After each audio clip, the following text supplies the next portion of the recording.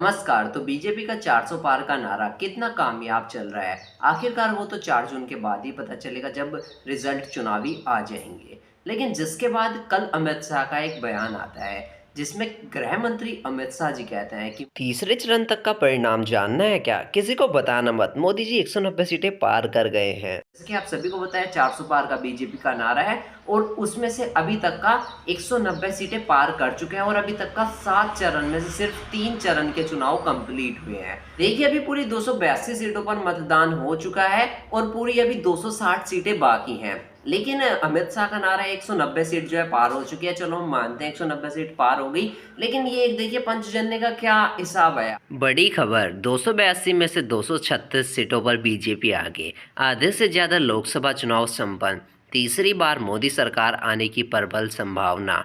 282 सीटों पर हुए चुनाव में 236 पर बीजेपी एनडीए आगे।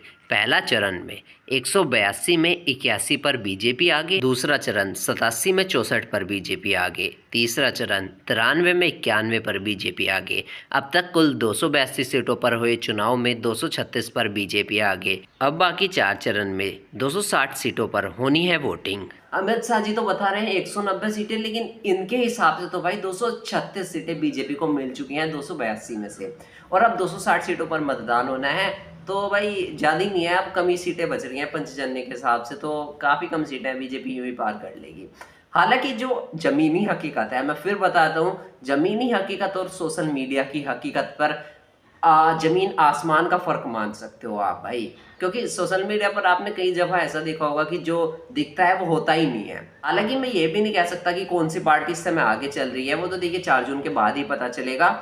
चाहे बीजेपी चल रही हो, चाहे कांग्रेस चल रही हो, वो तो भाई 4 जून को कंफर्म हो ही जाना है। हालांकि इस बारे में आप क्या कहना चाहेंगे? अमित शाह का 190 का जो ये रिकॉर्ड है बताया उन्होंने कि 190 सीटें पार कर चुके हैं। इस बारे में अपनी राय हमारे साथ कमेंट के माध्यम से ज़रूर शेयर करें और वीडियो को लाइक करके चैनल को भी सब्सक्राइब जरूर कर दीजिए।